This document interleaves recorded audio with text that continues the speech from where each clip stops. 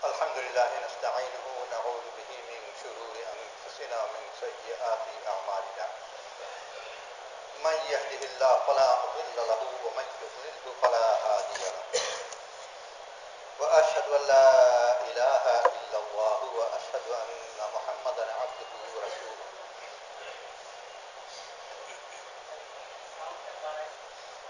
আস্তে আস্তে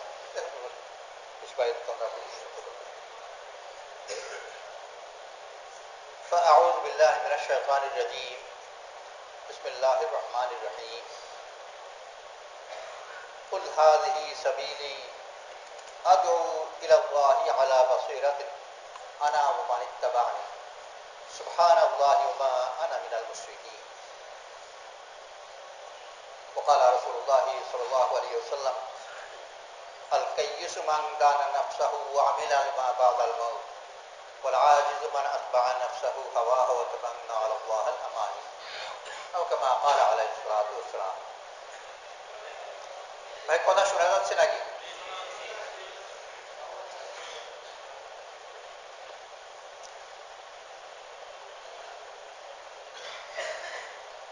আমাদের চোখ যেরকম দেখে, চোখ দিয়ে দেখি,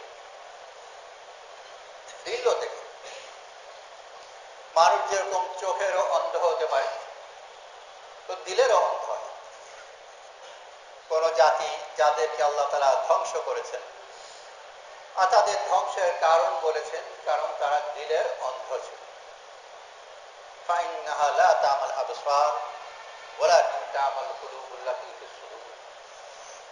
তাদের ধ্বংসের কারণের মধ্যে আল্লাহ তাআলা এটা বয়ান করেছেন যে তারা চোখের অন্ধ ছিল, তারা কলব যেটা বুকের ভিতরে আছে ওইটা অন্ধ ছিল।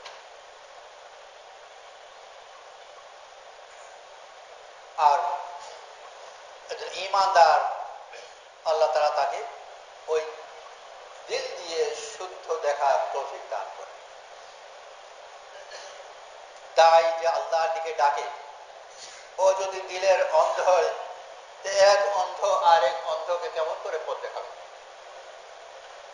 যে মাত্রায় সে আরেকজনকে পথ দেখাবার দায়িত্ব নেই, আল্লাহ তাআলা যে মাত্রায় তার এই দায়িত্ব নেওয়াকে কবুল করেন, আল্লাহ তাআলা তাকে ওই দেখার তৌফিকও দেন এবং তার দায়িত্বের অনুপাতে তার তৌফিককে আল্লাহ তাআলা বাড়িয়ে দেন। আল মাউনা বিকাদিল মাউনা, আল্লাহর সাহায্য আসে পাত্রের অনুপাতে। আমার সম্পর্কের ভাগ্নি, বেশ দুঃসম্পর্কের ভাগ্নি মারা গেছে, বেশ কয়েক বছর আগে কথা বলছি। তো তার ছোট বাচ্চারা ছিল, একেবারে ছোট, প্রসবের পর কদিন পরে মারা গেছে। তো যে বাচ্চাকে রেখে মারা গেছে ও তো একেবারেই শিশু। ওই বাচ্চারা যে মারা গেছে তার বাচ্চারা আমার বোনের বাসায় ছিল। আমার ভগ্নিপতির ভাগ্নি হয়েছে যে মারা গেছে, বোনের বাসায় কয়েকদিন ছিল আর আমিও ওখানে ছিলাম। ভোরবেলা ওই ছোট বাচ্চা যেটা ওর শেষ রাতের দিকে ও জেগে গেছে আর কাঁদছে। ওর বড় বোন, যার বয়স 4 বছরের মতো, ওর ছোট বোন যেটা ছোট বাচ্চা যেটা যখন জেগেছে আর কাঁদতে আরম্ভ করেছে, ওর বড় বোন যার বয়স 4 বছরের মতো, সে সাথে সাথে উঠে গেছে। উঠে 4 বছরের বাচ্চা নিজে আর একে কোলে নিয়ে হাঁটছে, তাকে পড়াবার চেষ্টা করছে।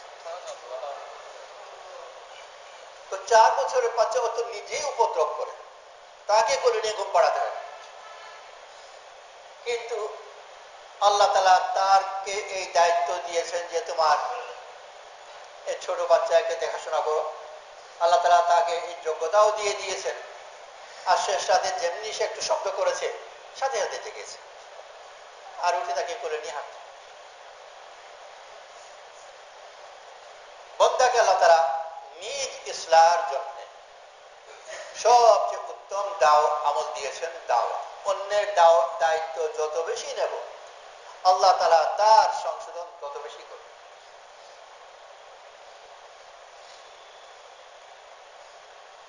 কারণ যে অন্যের ভালাই চায়, আল্লাহ তাআলা তার ভালাই। হাল জাযাউল ইহসানি ইল্লাল ইহসান, ইহসানের বদল ইহসান ছাড়া আর কি হতে পারে? অন্যের দায়িত্ব নেওয়া, যে কোনো ভাবে যখন দায়িত্ব নেবে, আল্লাহ তাআলা অন্যের প্রতি সে যে চেষ্টা করছে যে মঙ্গলে, আল্লাহ তাআলা তার প্রতি ওটাকে ঠেলে দেবে। খারাপের ব্যাপারেও তাই, অন্যের ক্ষতি করতে চায়, অন্যের ক্ষতি কি আর করে? ক্ষতি তো নিজেরই করে। অন্যের উপকার করতে চায়, আল্লাহ তাআলা কারো উপকার কারো মানুষের হাতে রাখেননি, আল্লাহ তাআলা নিজ হাতেই রেখেছেন। উপকার করতে যাওয়ার কারণে যার উপকার করতে চাচ্ছে তার উপকার হয় কি না হয়, নিজের উপকার হয়ে গেছে। তো যখন সে বান্দা অন্যকে পথ দেখাতে চায়, যত বেশি অন্যকে পথ দেখাবার সে চেষ্টা করে, আল্লাহ তাআলা তার দিলের পর্দাকে দূর করে আর তাকে দেখার তৌফিক নসিব করে, সে শুদ্ধ দেখতে আরম্ভ করে। কুল হাযিহি সাবিলি আদউ ইলাল্লাহি আলা বাসীরা, এটি আমার পথ, আমি আল্লাহর দিকে ডাকি, অন্ধের মতো নয়, বাসীরতের সাথে, দৃষ্টি সম্পন্ন। বসর হলো এই বাহ্যিক চোখের দৃষ্টি, এটাকে বসর বলে, আর অন্তর চোখের দৃষ্টি এটাকে বসীরা বলে। ওই ফাইলা জাতীয় শব্দ যেগুলো থাকে ওগুলো ওই অন্তর্নিহিত হকিকতের দিকে ইঙ্গিত করে। যেরকম হাকিকা, আভ্যন্তরীণ হকিকত যেটা, ওটাকে হাকিকা বলে। শরিয়া, শরা হচ্ছে রাস্তা, আর শরিয়া ফাইলার ওখানে ওইটা হচ্ছে যে শরীয়তের রাস্তা, যেরকম ওই রাস্তা ওই জাহিরি পাকা রাস্তা নয়, এটা ও দেখা রাস্তা। তো বসীরা ওরকম যে অন্তরের দৃষ্টি, যত বেশি অন্তর্দৃষ্টি আল্লাহ তাআলা তাকে দান করবেন, ওই অনুপাতে বিভিন্ন ফায়দার মধ্যে দুনিয়ার বড় ফায়দা, সে তার নিজেকে তত বেশি ভালো অবস্থায় দেখতে পারে। হায়াতান তাইয়্যিবা, আল্লাহ তাআলা যে নেক আমলের বরকতে মানুষকে হায়াতান তাইয়্যিবা দান করেন। আল্লাহ যেটা ওয়াদা আছে, মান আমিলা সালিহান মিন যাকারিন আও উনসা ওয়া হুয়া মুমিন ফালানুহইয়ান্নাহু হায়াতান তাইয়্যিবা, যে নেক আমল করে, পুরুষ হোক বা নারী হোক, এবং সে ঈমানদার, আল্লাহ তাআলা তার জন্য হায়াত তাইয়্যিবার ওয়াদা করেন। যে মাত্রায় সে তার আমালকে বাড়াতে থাকে, ওই মাত্রায় আল্লাহ তাআলা তার হায়াতকেও উন্নত করতে থাকেন। হায়াতকে উন্নত করতে থাকেন, তার মানে আমরা অনেক সময় দেখি যে তার হায়াত আরো অবনত হয়ে গেল। আগে হারাম উপার্জনে লিপ্ত ছিল, প্রচুর উপার্জন, বড় বাড়ি, বড় গাড়ি, টাকা পয়সা, ধুমধাম। আর টাকা পয়সা যখন থাকে তো খাদিম তো চমৎকারীরা তো কোনো অভাব থাকে না, তো সর্বদিকে মান সম্মান সব তেজ। আর ওই ব্যক্তি যখন ধীরে ধীরে দিনদারি দিকে আসতে থাকে, তো তখন বাইরের ধুমধাম তো দূরের কথা, পেট ভরার মতো নেই। আর যারা এতদিন তো চমৎকারীরা ছিল, তারাই এত চমৎ করে কি করবে? তারাও পথ বদলায়, অন্যদিকে যায়, যেদিকে বেশি কিছু পাওয়া যাবে। পথে দেখলে আর সালাম করাও প্রয়োজন মনে করে না, সালাম করি বা কিলাম, জাহিরি ভাবে মনে হবে সব গেল।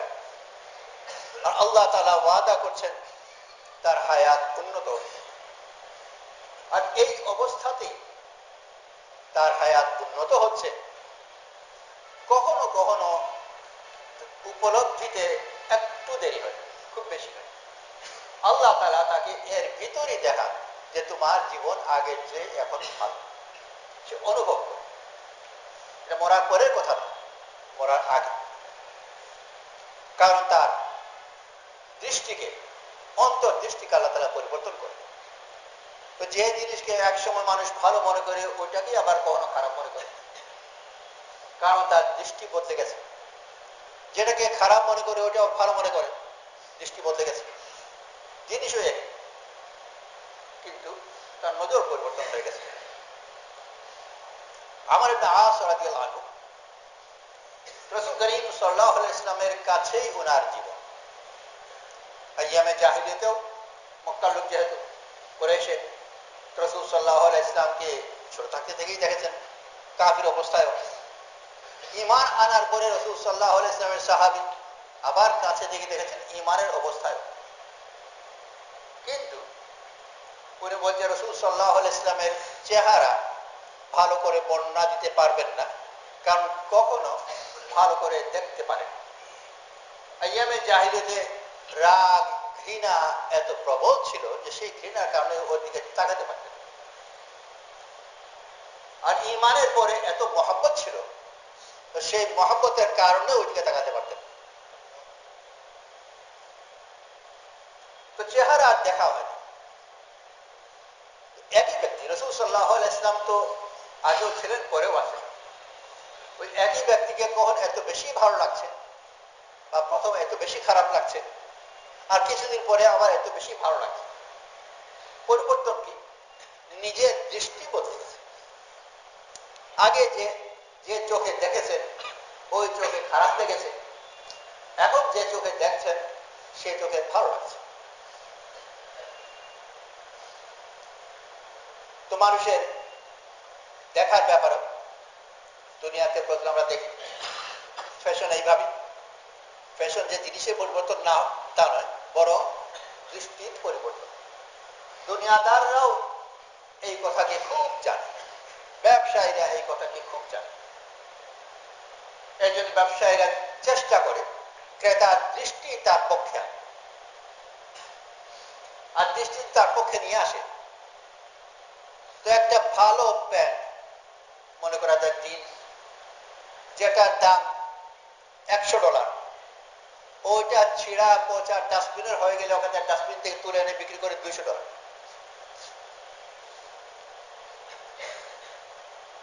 আরে কোন গোপন করছে না এটা যে ছিঁড়া, সেটাকে গোপনও করছে না। এটা যে রং উঠে গেছে তাও গোপন করছে না, সব দেখাচ্ছে, কিন্তু বলছে যে এটাই বেশি ভালো।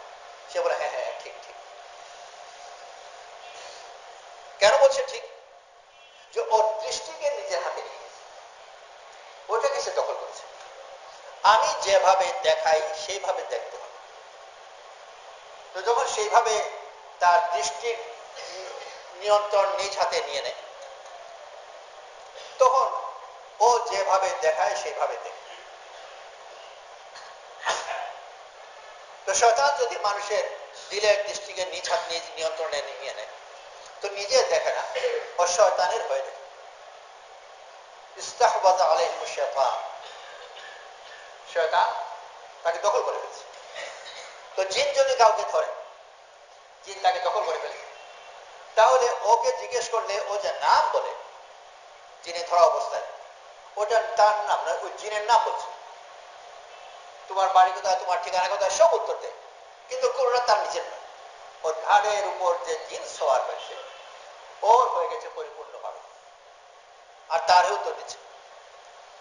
আল্লাহ তাআলার রহমতের ছায়া যদি আল্লাহ তাআলার মাহবুবিয়তের দরজায় যদি কেউ পৌঁছে যায়, আল্লাহ তাআলার মেহেরবানিতে তাকে মাহবুব হিসাবে যদি কবুল করে নেন, তাহলে সে ওরকম নিজের আর থাকে না, সে আল্লাহ হয়ে যায়। আর যখন আল্লাহ বান্দা আল্লাহর মাহবুব হয়ে যায়, তখন আল্লাহ তাআলা তার চোখ হয়ে যান যা দিয়ে সে দেখে। ও দেখছে না, আল্লাহ চোখে দেখছে। আল্লাহ তার হাত হয়ে যায় যা দিয়ে সে ধরে, পা হয়ে যায় যা দিয়ে সে চলে। তো ওর দিলের দেখা, ওর রুচি, এইসব জিনিসগুলো আল্লাহর রহমানের নিয়ন্ত্রণেও হতে পারে।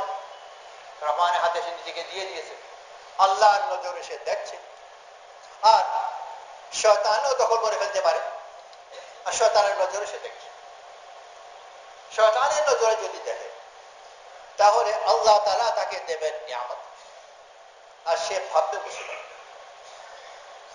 শয়তান তাকে বলে দেবে এটা খারাপ। অনেক আগের কথা, সিলেটে, এটা মফস্বল শহর, সিলেটে এক ছেলে জিন্স কিনেছে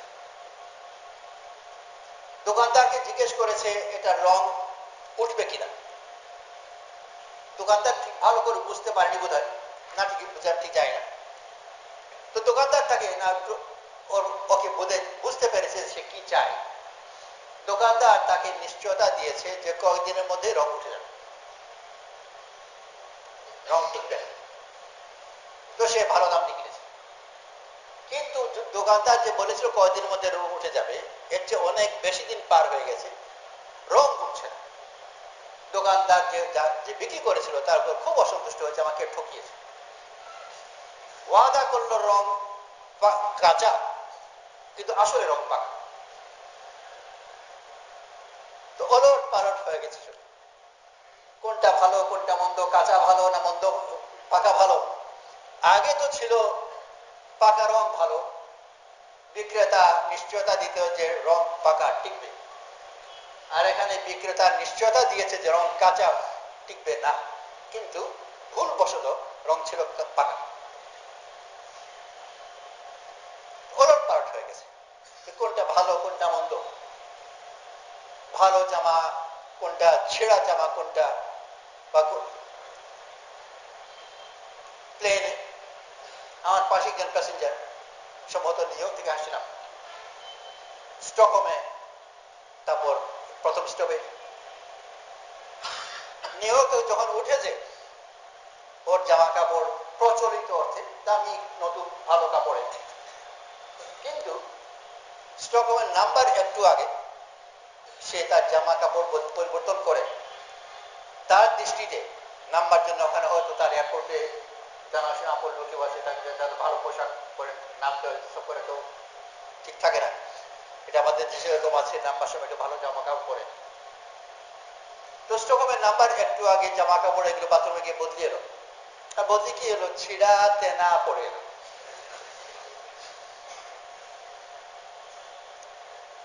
তো এটা তার প্রস্তুতি, এটা তার দৃষ্টিতে উন্নত। তো শয়তান যদি নজরকে দখল করে ফেলে, তাহলে তাকে কোনো ভালো জিনিস দিলেও বিপদ। সে বলবে আমাকে ঠকিয়েছে। আল্লাহ তাআলা কারো উপর জুলুম করে। আল্লাহ তাআলা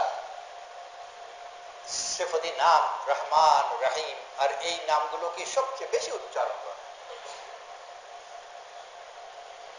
তো আল্লাহ তাআলা কারো প্রতি কোনো অন্যায় করেন না, কাউকে কোনোভাবে বঞ্চিত করেন না। বান্দা তার দৃষ্টির অভাবের কারণে, তার দৃষ্টির ত্রুটির কারণে নিজেকে খামোখা বঞ্চিত মনে করে, আর বলেও থাকে যে আমি কি দোষ করলাম যে আমার উপরে অত্যাচার, এই মুসিবত।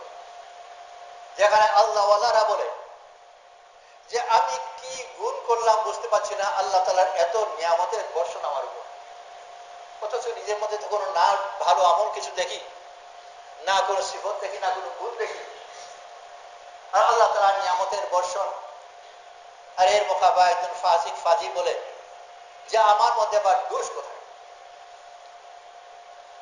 তো হাবভাব এরকম যে আল্লাহ তাআলা চিনতে পারলো কাকে ভালো নিয়ামত দেবে, ঠিক চিনতে পারে। আমি যে কত গুণী ব্যক্তি, যদি আল্লাহ তাআলা বুঝতে পারতো তাহলে এরকম অবস্থা হয় না। নাউযুবিল্লাহ। জাহালত, জাহালত সবচেয়ে বড় জাহালত তো এটাই যে তার দৃষ্টি নষ্ট হয়ে যায়, বিভ্রান্ত হয়ে যায়। আল্লাহ তাআলা আম্বিয়া আলাইহিস সালামকে পাঠিয়েছেন মানুষের উপরে মেহনত করবার জন্য। মেহনত সে জাহিরি ভাবে অন্য জিনিসের উপর করে, আর আসলে মেহনত করে তার নিজের উপর। আর এই মেহনতের সবচেয়ে বড় ফায়দা হলো যে আল্লাহ তাআলা তার চোখের পর্দাগুলোকে দূর করে।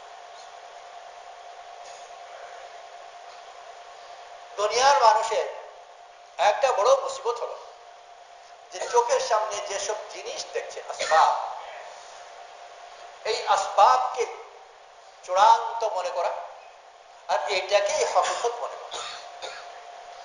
যা কিছু হচ্ছে এই আসবাবের কারণে। আর আল্লাহ তাআলা আম্বিয়া আলাইহিস সালাতু ওয়াস সালামকে পাঠিয়েছেন মানুষের চোখ থেকে এই আসবাবের পর্দাকে সরাবার জন্য। সে যেন হাকিকত দেখে যে আসবাব কিছুই করে না,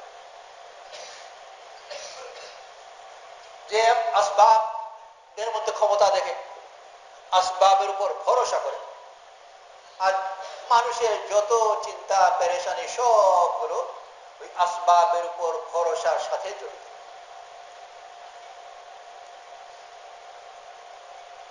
ব্যবসায়ী ব্যবসা করে বড় আশা করেছিল খুব লাভ হবে, কিন্তু হয়ে গেল ক্ষতি। খুবই মন খারাপ। কেন মন খারাপ? আশা করেছিলাম লাভ হবে আর হলো ক্ষতি। আশাই যদি না করতো মন খারাপ হওয়ার কোন প্রশ্ন থাকে? লাভ আশাই করিনি। আশা করার কারণে না তারই অসুবিধা হয়। ছেলে আশা করেছিল যে বড় কিছু একটা হবে, আর ক্লাস 9-এ সবেমাত্র গেছে আর ধরেছে নেশায়। খুব দুঃখ করে মা বাপ। আর দুঃখে কখনো এই কথাও বলে নিঃশ্বাস টেনে সব স্বপ্ন ভেঙে গেল। স্বপ্ন ভেঙে গেল, এইটা ওর আসল মুসিবত নয়। আসল মুসিবত হলো স্বপ্ন দেখলো। স্বপ্ন যদি না দেখতো তো ও দেখা স্বপ্ন ভাঙলেই বাকি আর না ভাঙলেই বাকি। ও স্বপ্ন দেখলো কেন? আর যদি দেখে তো স্বপ্ন তো স্বপ্ন, এটা তো ভাঙবেই। নিজেই বলছে স্বপ্ন, আবার বলছে ভেঙে গেল। স্বপ্নই যদি হয় চোখ খুললে তো ভাঙবেই। তো স্বপ্ন একটা গড়লো, তার উপর ভরসা করছে, ওইটা ভেঙে যাওয়ার কোনো একজনে কাঁদছে। তো স্বপ্ন ভেঙে যাওয়া তো সমস্যা নয়, সমস্যা হলো তোমার স্বপ্ন দেখায় বা স্বপ্নকে বাস্তব মনে করা। যদি স্বপ্ন দেখতেই না কোনো সমস্যা নয়, বা স্বপ্ন তুমি যেরকম বলছো স্বপ্ন ঠিকই বুঝতে এটা স্বপ্ন, তাহলেও কোনো সমস্যা হতো না। কিন্তু ছেলে তার ব্যাপারে স্বপ্ন দেখে যে ছেলে বড় ডিগ্রি নেবে আর বড় চাকরি করবে আর বড় সম্মান হবে, সবগুলো তার স্বপ্ন। আর যখন ওই ক্লাস 9-এ উঠে নেশা ধরলো তো তার সব স্বপ্ন ভেঙে গেল। এখন মন খারাপ যে স্বপ্ন ভেঙে গেছে। স্বপ্ন দেখতেই না স্বপ্ন ভাঙত। যদি এই স্বপ্ন দেখাই ছুটে যায় তো ভাঙাও ছুটে যাবে। ভাঙা স্বপ্নের বিপদ থেকে সবাই বেঁচে যাবে যদি স্বপ্ন দেখাই ছেড়ে যায়। আল্লাহ তাআলা আম্বিয়া আলাইহিস সালাতু ওয়াস সালামকে পাঠিয়েছেন দুনিয়ার মানুষকে জাহিরি জিনিসের উপর যে মানুষ ভরসা করে আর এটাকেই সত্য মনে করে, এখান থেকে তাকে উদ্ধার করা হয় যে এটা সত্যও নয়, এটা নির্ভরযোগ্য। আর যে নির্ভরযোগ্য মনে করে না সে তো ওখান থেকে কিছু আশাও করে না, তার মনে কোনো ব্যথাও লাগবে না। তো মূসা আলাইহিস সালামকে আল্লাহ তাআলা প্রথম এই তালিম দিলেন। জিজ্ঞেস করলেন, হে মূসা তোমার ডান হাতে কি? আমা তিলকা বিয়ামিনিকা ইয়া মূসা। মূসা আলাইহিস সালাম বলেন আমার লাঠি, আসাই আতাওয়াক্কাউ আলাইহা ওয়া আহুশু বিহা আলা গানামি ওয়া লিয়া ফিহা মাআরিব উখরা। এটা পরে আমি হেলান দিই, এটার দিয়ে আমি ছাগলের জন্য পাতা ছিঁড়ে খাওয়াই, আর এটার মধ্যে অন্যান্য উপকারও আছে। মূসা আলাইহিস সালামের এই উত্তর এইটাই প্রকাশ করে যে মূসা আলাইহিস সালাম একজন দুনিয়ার সাধারণ মানুষ যেভাবে দেখে ওইভাবে দেখছে, অথচ আল্লাহ তাআলা তো উনাকে আগে থেকেই খাস মর্তবার জন্য নির্বাচন করেছে।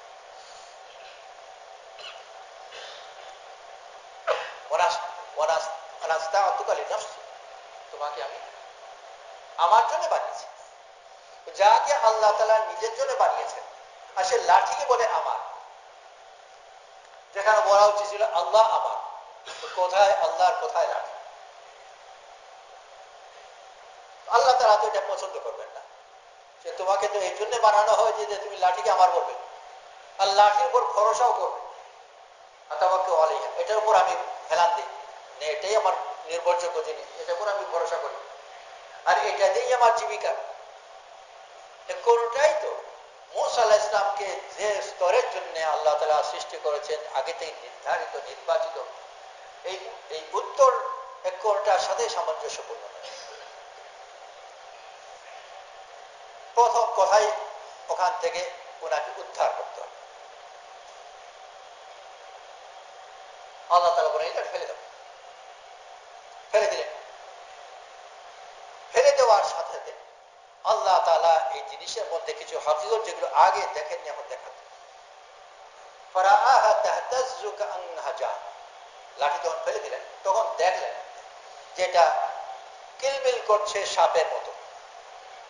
আল্লাহ তাআলা কিন্তু এই জায়গায় এই কথা বলেননি যে এটা সাপে পরিণত হবে, লাঠি সাপ হয়ে গেছে এটা বলেননি, বরং বললেন তুমি দেখছো, তুমি দেখলে যে এটা কিলবিল করছে। মূসা আলাইহিস সালামের দৃষ্টিকে আল্লাহ তাআলা বদলিয়ে দিলেন। আগে যেটাকে লাঠি দেখছিলেন ওইটাকে এখন সাপ দেখছে। ফারাআহা তাহতাজ্জু কাআন্নাহা জান, যেটা লাঠি সাপের মতো কিলবিল করছে। আল্লাহ তাআলা মূসা আলাইহিস সালামের চোখের পর্দাকে দূর করে নবুয়তি দৃষ্টি দান করছে। আর নবী এই আসবাবের মধ্যে তার দৃষ্টিকে সীমাবদ্ধ করে। এর আড়ালেও বহু কিছু দেখায় যেগুলো সাধারণ মানুষ দেখতে পায় না। সাধারণ মানুষের জন্য আল্লাহ তাআলা একই নিয়ম দিয়েছে, কোন একটা জিনিসের মধ্যে তার দৃষ্টি আবদ্ধ থাকে, আল্লাহর ওয়াস্তে যদি ওইটাকে ছাড়ে আর আল্লাহ তাআলা তার এই ছাড়াকে কবুল করেন, যেরকম মূসা আলাইহিস সালাম ছাড়লেন আর ছাড়াকে কবুল করলেন, কবুল করে এর আড়ালের কিছু জিনিস যেটা আগে দেখাননি এখন দেখাচ্ছে। বান্দা যদি ওরকম আল্লাহর ওয়াস্তে ছাড়ে আর ছাড়াকে আল্লাহ তাআলা কবুল করেন, তাহলে আগে যা দেখেনি ওটা এখন তাকে দেখার তৌফিক আছে। মনে করা যাক কারো একটা ব্যবসা আছে, একটা দোকান আছে, আর এই দোকানের মধ্যে সে মঙ্গলই মঙ্গল দেখে, দুনিয়ারও বরকত আখিরাতেও বরকত। দুনিয়ার পর হলো তো এই টাকা পয়সা হয়, আর আখিরাতে হলো যে এইটা যথেষ্ট টাকা পয়সা থাকার কারণে তো মসজিদে ভালো হাতে চাঁদা দিই, তো দেরিতে গেলেও ইমাম সাহেব মুয়াজ্জিন সাহেব সবাই ডেকে ডুকে সামনে কাতারে নিয়ে যান, তো সেই ফল বরকত পাই। মাদ্রাসা যদি ওয়াজ মাহফিলে যায় তো দূর থেকে দেখে নেন, নিয়ে স্টেজে বসান, সেই ফল বরকত পাই। তো আপনি গিয়ে দিয়েছি 3 দিন কিন্তু হয়ে গেছে পুরোপুরি স্টেট আছে, তো সেই ফল বরকত পাই।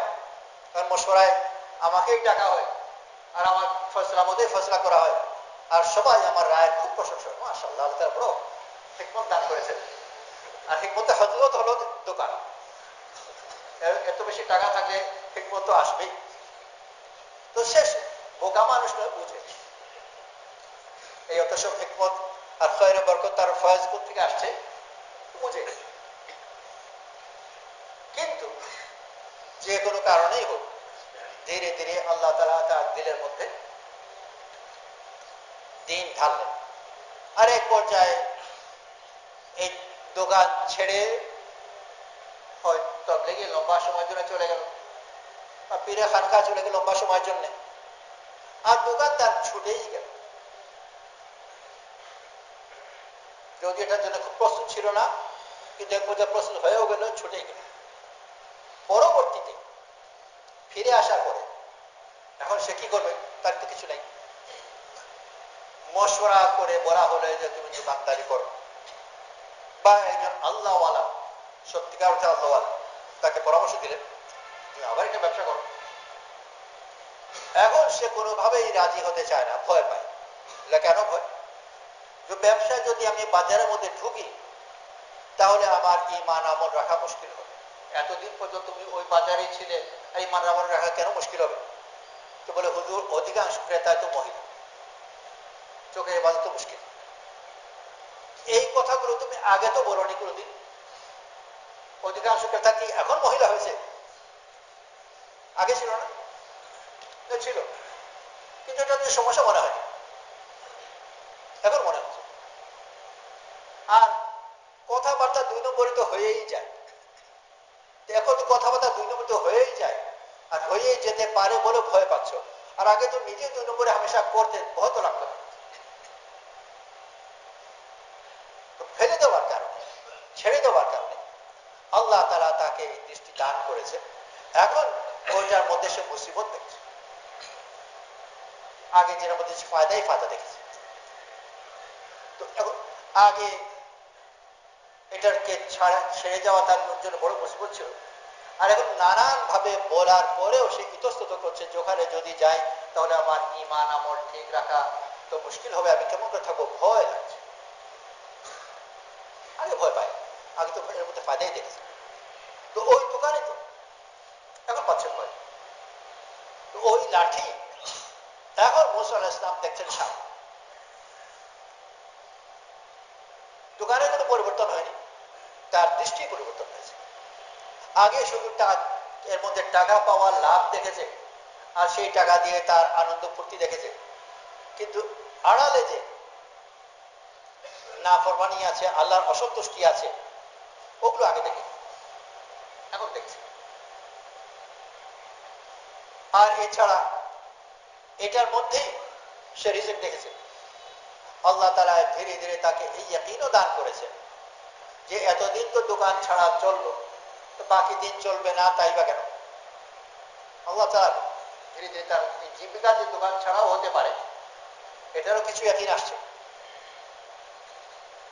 তো লাঠি যখন লাঠি নয়, ওইটা দিয়ে ছাগলের জন্য পিঠে কি আর পাতা ছিঁড়বে? সাপ দিয়ে কি আর ছাগলকে চড়ানো যায়? বা অন্যান্য যত উপকারের কথা বলছি না, সেই উপকারগুলো লাঠির সাথে জড়িত ছিল। লাঠি নিজেই হয়ে গেছে সাপ, ওখান থেকে কি উপকার পাবে? তো দোকানের মধ্যে শুধু যে ওখানে টাকা পাওয়া যায় এইটাই উপকার নয়, বরং এছাড়া আরো অনেকগুলো উপকার আছে, সেগুলো বিস্তারিত বর্ণনা করা একটু মুশকিল। সমাজে তার একটা পরিচিতি, মসজিদে পরিচিতি, মাদ্রাসায় পরিচিতি, তাবলীগের জমাতে পরিচিতি, এছাড়া সমাজের জিন্দা হোক আর মুর্দা হোক সব জায়গায় পরিচিতি। ঢাকায় এক জায়গায় জানাজা গিয়েছি, জানাজা রেডি, মুসল্লি রেডি, ইমামও রেডি, কিন্তু ওই মুর্দার সৌভাগ্য বলতে হবে জানাজায় মন্ত্রী মহোদয় আসবে। আর মন্ত্রী মহোদয় তো তাড়াতাড়ি চলে আসতে পারেন না, দেরি হচ্ছে। সব জানাজার জন্য যারা এসেছেন নামাজীরা অপেক্ষা করছেন। আর জানাজার মানে 4 ভাই বা কেউ একজন উনি কিছুক্ষণ পর পর এই মুসলিমদেরকে একটু শান্ত করবার জন্য, ঠেকাবার জন্য কিছু পরে পর এনেছে যে ইনশাল্লাহ মন্ত্রী মহোদয় এখনই চলে আসবেন, আপনি একটু ধৈর্য ধরুন। তো সব ফায়দাই দেখছি, বিভিন্ন ফায়দা। তো মন্ত্রী হওয়ার মধ্যে শুধু ক্ষমতার ফায়দা নয়, সে জিন্দারও ফায়দা, মুর্দারও ফায়দা, বিভিন্ন ধরনের ফায়দা দেখে। তো টাকা পয়সা পেলে তার পরিচিতি আছে। একজন ব্যবসায়ী ধান কিনে অনেক আগের কথা, 12 টাকা হিসাবে মন পাইকারি, আর খুচরা বিক্রি করেন 12 টাকাও একই দাম। কারণ অন্যান্যদের সাথে প্রতিযোগিতা করতে গিয়ে দাম বাড়ালে আর বিক্রি করা মুশকিল, তো কেনা দামে বিক্রি করতে হয়। তো যে দামে কিনেন ওই দামে বিক্রি করেন। কেউ জিজ্ঞেস করেন যে আপনার লাভটা কি হবে? তো উত্তরে বলেন যে ভাই আমাকে যে পাইকার ডাকে এটাই তো লাভ। এরকম আরো অন্যান্য লাভ আছে, সবগুলো তো বর্ণনা করা যায় না, কিন্তু অন্যান্য লাভ আছে। তো লাঠি তো কিছু মুসা আলাইহিস সালাম বর্ণনা করলেন, আর কিছু আছে অন্যান্য আরো অনেক ফায়দা আছে, বিভিন্ন ধরনের ফায়দা। তো মুসা আলাইহিস সালাম আল্লাহর নির্বাচিত, কোন নাজায়েজ ফায়দা নেবেন না, প্রশ্নই উঠে, সবগুলো জায়েজ, কিন্তু নবীর স্তরের জিনিস নয়, সাধারণ মানুষের স্তরে। আর আল্লাহ তাআলা ওনাকে উপরের স্তরের জন্য নির্বাচন করেছেন। উনি মানুষকে উপরের জগতের পথ দেখান, নিজেকে সেই পথ দেখতে পারেন। আল্লাহ তাআলা ওনার চোখের পর্দাকে দূর করে লাঠিকে, লাঠির মধ্যে সাপ, সাপের মধ্যে লাঠি। এখন যদি জিজ্ঞাসা যে লাঠি ভালো না সাপ ভালো, মুসা আলাইহিস সালামকে পরবর্তীকালে কেউ জিজ্ঞেস করে যে কোনটা ভালো, আর দৈনন্দিন ব্যবহারের জন্য কোনটা বেশি সুবিধাজনক, লাঠি হাতে রাখা ভালো না সাপ হাতে রাখা ভালো? তো মুসা আলাইহিস সালাম পরিষ্কার উত্তর দিতে পারবেন না, কারণ পরবর্তীতে উনি দেখেছেন যে লাঠির চেয়ে সাপ অনেক বেশি উপকারী। জাদুঘরের সব সাপদেরকে ওনার সাপ খেয়েছে, লাঠি তো খায়। তো কোনটা ভালো সেটা বুঝতে, আর এইটাও বুঝতে পেরেছে যে আসলে সাপও নয় লাঠিও কোনটাই। এই কথা বুঝে যাওয়ার কারণে আল্লাহ তাআলা বাকি জীবনে ওনাকে এত ইতমিনানের সাথে রেখেছে যে যেখানে দুনিয়ার মানুষ পেরেশান, মুসা আলাইহিস সালাম মুতমাইন।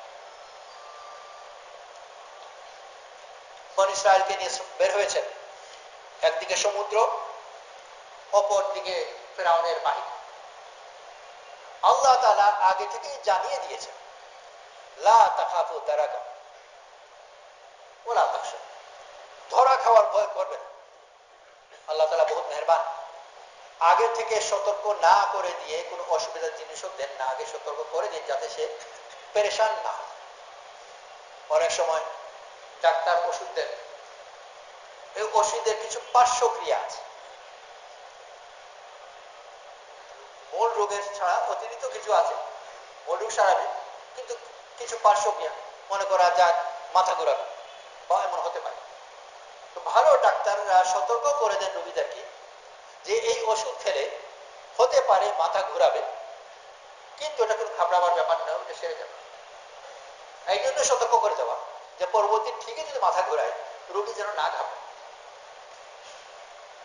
তো ঠিকই তাই হলো, মাথা ঘোরাচ্ছে, রোগী মুতমাইন থাকে, কারণ ডাক্তার সাহেব আগেই বলে দিয়েছে এটা হতে পারে, হতে এটা কোনো বিপদের ব্যাপার নয়। আল্লাহ তাআলা আগেই বলে দিয়েছেন যে ধরা খাওয়ার ভয় করবে, যাতে ভয় না পায়। কিন্তু সময় মতো বনী ইসরাইল চোখে দেখার উপর বেশি মুতাসির, হকিকত অত বেশি যায় না। সমুদ্রকে সমুদ্র দেখে, লাঠিকে লাঠি দেখে। এটা বলে না যে সমুদ্র অনেকটা লাঠির মতো, লাঠি অনেকটা সমুদ্রের মতো, আলাদা করে দেখে। বনী ইসরাইল এই কথা ভুলে গেল যে আল্লাহ তাআলা যে সতর্ক করে দিয়েছেন ধরা খাওয়ার ভয় করবে না, ওই কথা তার আর মনে নেই। যখন একদিকে সমুদ্র আর একদিকে লাঠিকে ফিরআউনের বাহিনীকে দেখেছে, তারা ভয় পেয়ে গেল আর বললো ইন্না আল্লাহ মুদরাকুন, ওই একই শব্দ, তারা না দেখুন ধরা খেয়ে গেছে। মুসা আলাইহিস সালাম বললেন কাল কিসব, কারণ মুসা আলাইহিস সালাম ওই একবারেই জিনিস বুঝে ফেলেছে। ভালো ছাত্র যেরকম একটা অঙ্কের নিয়ম একবার যদি বুঝিয়ে দেয় তাহলে প্রত্যেক আলাদা আলাদা করে বারবার করে বোঝাতে পারে। ওই নিয়ম একবার বুঝে ফেলেছে, ওইটা প্রয়োগ করে সব জায়গাটা সমাধান বের করতে পারে। তো মুসা আলাইহিস সালামকে আল্লাহ তাআলা লাঠি দিয়ে একবার দেখিয়ে দিয়েছেন, নিয়ম বুঝে ফেলেছে। এরপরে সমুদ্রের ব্যাপারে আবার আলাদা করে দেখাতে হবে, এটাও জরুরি না। তো সমুদ্র, জল আর স্থল আলাদা। মুসা আলাইহিস সালাম এই কথাতে বিশ্বাসী যে পানির উপর হাঁটা যায় না আর মাটির উপর হাঁটা যায়। যদিও এই জল আর স্থল দুটো সাধারণ মানুষের কাছে বিপরীত জিনিস, যেরকম লাঠি আর সাপ সাধারণ মানুষের কাছে বিপরীত জিনিস, তো মুসা আলাইহিস সালামের কাছে লাঠি আর সাপ একই জিনিস। এমনকি পরবর্তীতে যখন আল্লাহ তাআলা উনাকে বললেন যে সাপকে ধরো, আর এটাকে আবার তার আগের আচরণের মতো হয়ে এটাকে ধরো, এই কথা বললেন না এই সাপকে ধরো, সাপকে লাঠি বানিয়ে দেবো, বরং এইটা এই কথা বললেন যে এটাকে তার আগের আচরণে ফিরে দেবে। মানে এই কথা বলা হচ্ছে না যে মাঝখানে সাপ হয়েছে, ওটা তো লাঠি লাঠি আছে, যা আছে তাই আছে, কিন্তু তার আচরণ বদলে গেছে। কখনো সাপের মতো কিলবিল করে, কখনো আবার লাঠির মতো শক্ত হয়ে যায়। এটাই তার আগের আচরণে দিয়ে দেবে। যখন ধরলেন আগের আচরণে আবার এটা ফিরে গেল। তো সাপ আর লাঠি মুসা আলাইহিস সালামের কাছে প্রায় একই জিনিস। দুনিয়ার মানুষ কাছে একেবারে পরস্পর বিরোধী, বিপরীত। সাপ আর লাঠি তো একসাথে হয় না। মুসা আলাইহিস সালাম একবার বুঝে ফেলেছে। এখন মুসা আলাইহিস সালামের কাছে যে যার কাছে সাপ আর লাঠি একই জিনিস, তো তার কাছে স্থল আর জলও একই জিনিস। একটার উপর হাঁটা যায়, একটার উপর হাঁটা যায় না, কিন্তু এমন কোনো ব্যাপার না। মুসা আলাইহিস সালাম মুতমাইন থাকলেন, কাল্লা ইন্নামা ইয়া রাব্বি সাইয়াহদিন, আমার সাথে আমার রব আছেন, পথ দেখাবেন। এই অবস্থায় কোনো পেরেশানি নেই, কোনো অস্থিরতা নেই, মুতমাইন। দুনিয়ার মানুষ আসবাব থেকে যদি নিজের নজরকে সরাতে পারে, তার আর পেরেশানির কোনো কারণ বাকি থাকে না। যত পেরেশানি আছে সব পেরেশানির কারণ হলো আসবাবের উপর নজর। আর আসবাব তো সে নিজেই অনেক সময় বলে যে স্বপ্ন, সব স্বপ্ন ভেঙে গেল। স্বপ্ন তো ভাঙবার জিনিসই ভাঙবেই। স্বপ্ন দেখেছে, আসবাবকে নিয়ে স্বপ্ন দেখে ওটা ভেঙে যায়, তো সে পেরেশান হবে। আসবাবের যদি উপর যদি নজরই না থাকে, ওটার নিয়ে সে স্বপ্ন গড়বেও না, আর ওটা ভাঙবেও না। এলেই বাকি আর গেলেই বাকি। তো যে আসবাবের উপর নজর রাখে না, সাপকে সাপের মতো দেখে না, লাঠিকে লাঠির মতো দেখে না, ও আবার ভয় করবে কোনটাকে আর আশা করবে কোন থেকে। না লাঠির উপর আশা আছে আর না সাপের ভয় আছে, দুটোই কেটে গেছে। এক সময় ছিল লাঠির উপর ভরসা, আর এক সময় ছিল সাপকে ভয়, কিন্তু ওটা সেরে গেছে। আল্লাহ তাআলা চোখ পর্দা খুলে দিয়েছেন। এখন আর ওই জাহেরি লাঠির উপর ভরসাও করেন না, আর সাপকে দেখে ভয়ও করেন না, সবই সেরে গেছে। ফেরাউনকে দেখে আর কোনো ভয় নেই, এটাও আগে থেকেই আল্লাহ তাআলা দেখিয়ে দিয়েছে। বনী ইসরাইল দূরে থেকে পানি দেখে ভয় পাচ্ছে, আর ফেরাউনকে দেখে ভয় পাচ্ছে। আর মুসা আলাইহিস সালামকে আল্লাহ তাআলা তালিম তরবিয়ত এমন ভাবে করেছেন যে পানির মধ্যে ভেসেছেন আর ফেরাউনের কোলে শুয়েছেন। যে ফেরাউন আদেশ দিয়েছে তার বাহিনীকে, বনী ইসরাইলের ছেলেকে ধরো আর মারো, আর উনি নিজেকে ওই ফেরাউনের কোলেই বড় নিরাপদ থেকেছেন। আর যখন ফেরাউনই তাকে আশ্রয় দিল মুসা আলাইহিস সালামকে, তো যে বাহিনীকে দায়িত্ব দেওয়া হয়েছিল বনী ইসরাইলের ছেলেদেরকে হত্যা করার জন্য, তাই সেই বাহিনীর কারো সাহস নেই যে বলে যে আপনার কোলেই তো সেই ছেলে। চেনা যায়, বনী ইসরাইল অন্য জাতের, আর ফেরাউন কিপ্তির তার অন্য জাতের। অন্য জাতের হওয়ার কারণে ছোট্ট শিশু, যেটা কিপ্তি শিশু নয়, ওটা চেনা কোনো সমস্যা নেই, চেনা যায়।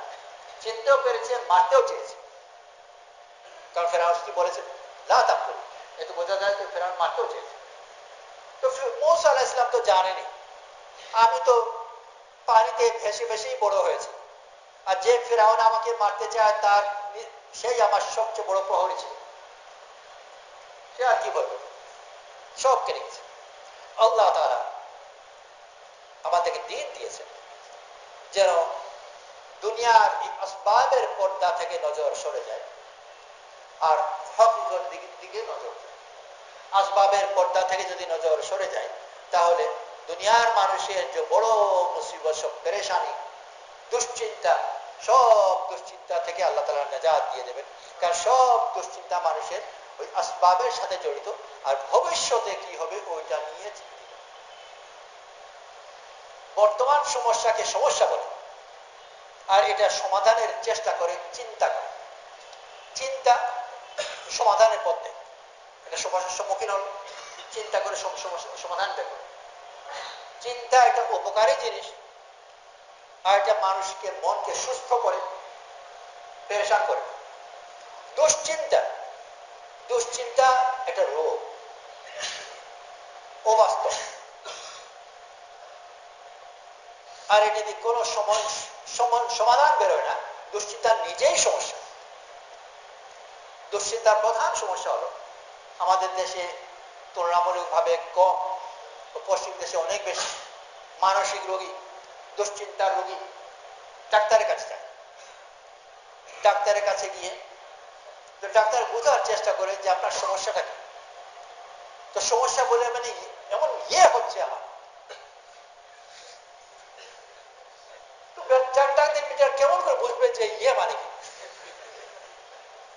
কিন্তু কিন্তু এর চেয়ে বেশি সে বলতে পারে না, বলতে পারার কথাও নয়, কারণ আসলে তো তার কোনো সমস্যা নেই।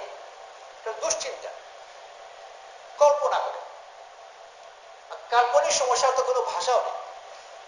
এর চেয়ে পশু ডাক্তারের চিকিৎসা অনেক সহজ। গরু যদিও ভাষা যায় না, কিন্তু গরু হাব ভাব দেখে বোঝা যায় যে পেশাটা কোথায়। তো সেই জন্য গরুরও চিকিৎসা করা যায়। কিন্তু মানসিক রোগীদের চিকিৎসা গরুর চিকিৎসা চেয়ে অনেক বেশি কঠিন। কারণ গরুকে যে ওষুধ দেওয়া হয় যে গরু মেনে নেয়, তাকে যদি ওষুধ দেওয়া হয় তো ওষুধও মানতে চায় না। না, এটা তোমার সমস্যা নাই।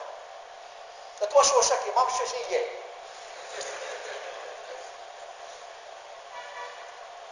আসল কথা হলো তার সমস্যা নেই, এগুলো কল্পনা। আর যদি ডাক্তার তাকে বলে যে তুমি কল্পনা করছো, তো ডাক্তার পড়ে গেল আরেক সমস্যা। আরেকটু এই যে কল্পনা করছে এটাই তার সমস্যা, এটার ওষুধ কে করবে? আর এই সবগুলো হলো বর্তমান সমস্যা। কখনো মানুষের দুশ্চিন্তার কারণ হয় না, দুশ্চিন্তার কারণ হয় কাল্পনিক সমস্যা। ভবিষ্যতে কি হবে ওটা নিয়ে বলছে। আর এই সবগুলো আসবাবের সাথে জড়িত। আল্লাহ তাআলা আমাদেরকে আমাল দিয়েছে, যত ধরনের আমল, নেক আমল, সব আমলের দ্বারা আল্লাহ তাআলা তাকে আসবাব থেকে উদ্ধার করে, আসবাব থেকে তার সম্পর্ক কমান, আসবাবের নির্ভরশীলতা থেকে তাকে বাঁচায়। কৃষক হাল চাষ করছে, নামাজ তাকে ডাকা হয় তো লাঙ্গল ছেড়ে আসতে হয়। যে মাত্রায় সে লাঙ্গলকে ছাড়লো, ওই মাত্রায় আল্লাহ তাআলা তাকে লাঙ্গল থেকে তার সম্পর্ককে কমালেন,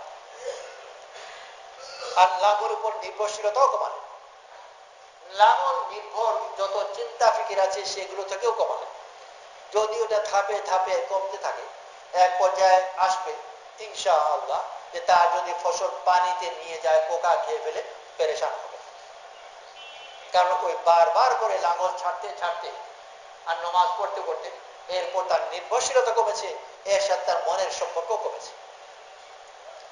আর যদি তা না করে তাহলে তার নির্ভরশীলতা আর সম্পর্ক এত প্রবল হবে যে ফসল নষ্ট হয়ে গেলে সে ওই দুঃখেই মরে যাবে, অভাবে দুঃখে পড়বে। অনেক সময় মানুষের বাস্তব ক্ষতির চেয়ে তার মনের ব্যথা তার চেয়ে অনেক বেশি প্রবল। তার যে পরিমাণ ফসল নষ্ট হয়েছে, ওই ফসল নষ্ট হয়ে যাওয়ার পরে সে উপবাস করবে, এই অবলম্বন তার আছে, উপবাস করবে, কিন্তু তার মনের ব্যথা সহ্য করতে পারে। চাকরি চলে গেল, চাকরি চলে যাওয়া সে উপবাসে মরবে না, কিন্তু চাকরি চলে যাওয়ার মনের ব্যথা সহ্য করতে পারে, এমনি মরে যায়। আর এগুলো সব ওই অতিরিক্ত সম্পর্কের কারণে তার জাহিরের নির্ভরশীলতার চেয়ে তার মনের নির্ভরশীলতা হয়ে গেছে বেশি। আল্লাহ তাআলা বড় মেহেরবান করে আমাল দিয়েছেন, সব আমল বিভিন্ন ভাবে তার পরিকল্পনা থেকে তাকে সরায়, তার সম্পর্ক থেকে তাকে সরায়, তার নির্ভরশীলতা তাকে সরায়, আর আল্লাহর সাথে তার সম্পর্ককে বাড়ায়, আল্লাহর উপর নির্ভরশীল বানায়, আল্লাহর কাছ থেকে আশা করা শেখায়। যদি ওইটা বড় ধাপে অগ্রগতি হয় তাহলে এক পর্যায়ে তার ব্যবসা নষ্ট হয়ে যায়, তার ফসল নষ্ট হয়ে যায়, তার চাকরি চলে যায়, পরীক্ষা ফেল করে। আল্লাহর সাথে সম্পর্ক থাকার কারণে ওইটা তার মনকে ভাঙবে, তা না হলে শরীর ভাঙবার আগে মন ভেঙে যায়। জাহেরি ক্ষতি অমরা কিছু হয়, কিন্তু মন সহ্য করতে পারছে। আল্লাহ তাআলা দুনিয়াতেও তাকে হায়াত তয়্যিবা নসিব করেন, কারণ ওগুলোতে সে উপর সে নির্ভরশীল নয়। আর এই সম্পর্কের কারণে আল্লাহ তাআলা তাকে আখিরাতে বহু বড় নিয়ামত দান করেন। এর জন্য আল্লাহর পথে বের হয়ে ওইটুকু ছাড়তে হবে, যাতে আল্লাহ তাআলা মেহেরবানি করে আমার এই ছাড়াকে কবুল করেন আর আমার মনকে এই সম্পর্ক থেকে উদ্ধার করেন। মুসা আলাইহিস সালামকে যেরকম লাঠি ছাড়তে হয়েছিল, কিয়ামত পর্যন্ত মানুষকে বিভিন্ন স্তরে তার চাকরি, তার ব্যবসা, তার চাষবাস, তার পড়াশোনা, তার পরীক্ষা ইত্যাদি বিভিন্নভাবে ধীরে ধীরে অল্প অল্প করে মুসা আলাইহিস সালাম আল্লাহর বিশেষ নির্বাচিত এক তালিমেই সব দেখিয়ে দিয়েছেন। সাধারণ মানুষকে এই জিনিস দেখাতে হয়তো লাগবে 40 বছর 50 বছর, তারপরেও সে দেখবে অল্পটুকু। মুসা আলাইহিস সালাম এক মুহূর্তে যেটুকু দেখেছেন ওইটুকু দেখতে, ওইটুকু তো সে কোনোদিনই দেখতে পারবে না, তার অংশ দেখতে লাগবে 30-40 বছর। তাও যদি হয় তো লাভেরই ব্যবসা হয়েছে। এই জন্য আল্লাহর পথে বের হই, ধীরে ধীরে একটু একটু করে ছাড়তে শিখি, আর একটু একটু করে ছাড়বো, আল্লাহ তাআলা এর আড়ালের কথা একটু একটু করে দেখাবেন। মুসা আলাইহিস সালাম লাঠি ছাড়লেন, লাঠির ভিতরে যে সাপ লুকিয়ে আছে ওইটা দেখালেন। আমরাও যখন ছাড়বো আল্লাহ তাআলা ধীরে ধীরে দেখাবেন। এই জন্য আল্লাহ ভরসা করি, আল্লাহর পথে বের হই। ভাই ইনশাআল্লাহ। ছাত্র যারা আছি, অধিকাংশ বড় একটা অংশ এখানে ছাত্র, হিম্মত করে দাঁড়ায়, গ্রীষ্মকালীন ছুটিতে ইনশাল্লাহ চিল্লাতে যাবো। কিনা ভাই ইনশাআল্লাহ? এই জন্য বিসমিল্লাহ করে দাঁড়ায় ইনশাআল্লাহ গ্রীষ্মকালীন ছুটি চিল্লা যাওয়ার জন্য। বড় একটা অংশ তো নাম আমাদের আগে দেওয়া হয়ে গেছে, তবু আবার দাঁড়ায়।